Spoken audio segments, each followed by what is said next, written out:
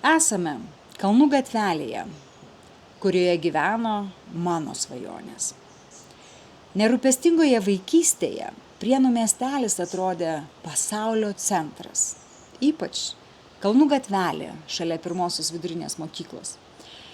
Priešais geltoną medinį namą, kuriuo dalijome su dar viena šeima, kitoje gatvės pusėje gyveno nuostabioji Marytė, kuri mus, kelis mažamečius gatvelės vaikus, nuolatos vaišindavo cukraus pudra užbarstytais krustais ir tradiciniais žagarėliais.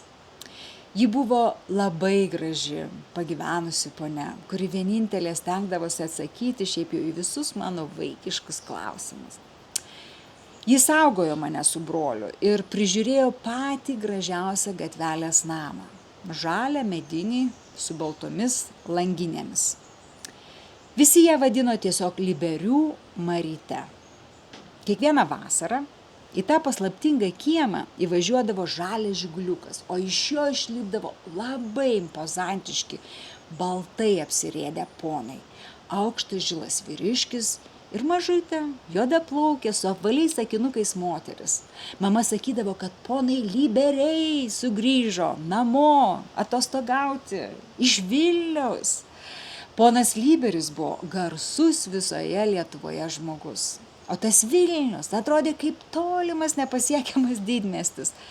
Tik vėliau besimokydama mokykloje iš savo auklėtojos Prienų šviesuolės Anarsijos Adamonienės, sužinau, kad tas ponas yra Antanas Liberis, garsus Lietuvos kalbininkas, humanitarinių mokslų daktaras, kelių dešimčių žodynų autorius. O jo žmona dantų gydytoja turėjo savo kabinetą tame išpuoselėtame name.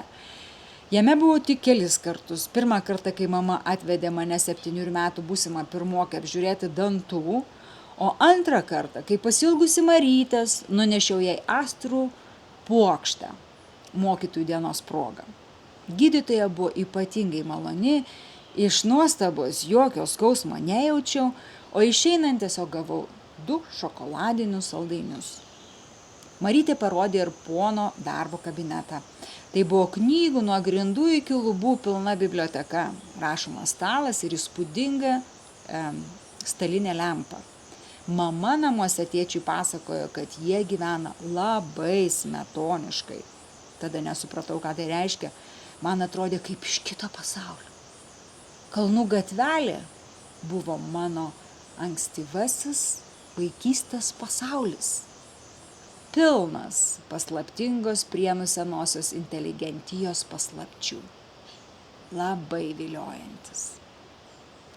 Linkėjimai visiems dabar Kalnų gatvelėje gyvenantiems žmonėms. Su meile iš Kosta Rikos, Eglė.